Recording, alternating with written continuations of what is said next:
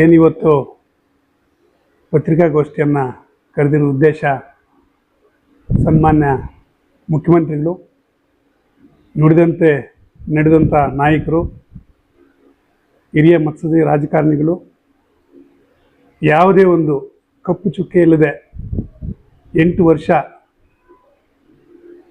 ಮುಖ್ಯಮಂತ್ರಿಗಳ ಸ್ಥಾನದಲ್ಲಿ ಮುಂದುವರೆದು ನಿನ್ನೆ ತಾನೇ ಅವರ ಮುಖ್ಯಮಂತ್ರಿ ಸ್ಥಾನಕ್ಕೆ ಹೈಕಮಾಂಡ್ ನಿರ್ದೇಶನದಂತೆ ರಾಜೀನಾಮೆಯನ್ನು ಸಲ್ಲಿಸಿ ಮತ್ತೆ ದೆಹಲಿಗೆ ತೆರಳಿ ವಾಪಸ್ ಆಗಿರುವಂತಹ ನಮ್ಮ ನಾಯಕರಾದಂಥ ಸನ್ಮಾನ್ಯ ಸಿದ್ದರಾಮಯ್ಯ ಸಾಹೇಬರಿಗೆ ಕೃತಜ್ಞತೆಯನ್ನು ಸಲ್ಲಿಸುತ್ತಾ, ಅವರ ಒಂದು ಮಾರ್ಗದರ್ಶನದಂತೆ ಮುಂದಿನ ಮುಖ್ಯಮಂತ್ರಿಗಳಾಗುವಂತಹ ಸನ್ಮಾನ್ಯ DK ಶಿವಕುಮಾರ್ ಸಾಹೇಬರಿಗೆ ಶುಭ ಹಾರೈಸುತ್ತಾ, ನುಡಿದಂತೆ ನಡೆದಂಥ ಈ ಕಾಂಗ್ರೆಸ್ ಸರ್ಕಾರದ ಭರವಸೆಗಳನ್ನು, ಏನು 5 ಗ್ಯಾರಂಟಿಗಳನ್ನು ಕೊಡ್ತಾ ಇದೆ, ಅದೇ ಥರ ಮುಂದುವರಿಸ್ಕೊಂಡು ಉತ್ತಮ ಆಡಳಿತ ನೀಡ್ತಾರೆ ನಮ್ಮ DK ಶಿವಕುಮಾರ್ ಸಾಹೇಬರು ಅಂತ ಬಯಸುತ್ತಾ, ನಮ್ಮ ನಾಯಕರಾದಂಥ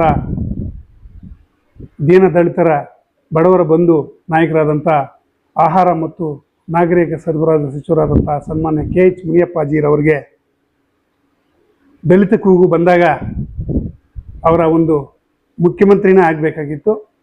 ಹೈಕಮಾಂಡ್ ನಿರ್ದೇಶನದಂತೆ DK ಶಿವಕುಮಾರ್ ಸಾಹೇಬರು ಆಗುವುದು ಸಂತೋಷ ಆಗ್ತಾ ಇದೆ. ಅದೇ ಥರ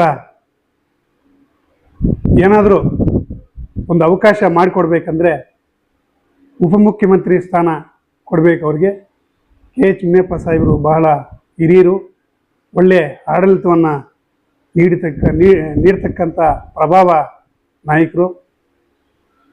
ಅವ್ರದ್ದೇ ಒಂದು ಚಾಕಚಕ್ಯತೆ ಇದೆ ರಾಜಕಾರಣದಲ್ಲಿ.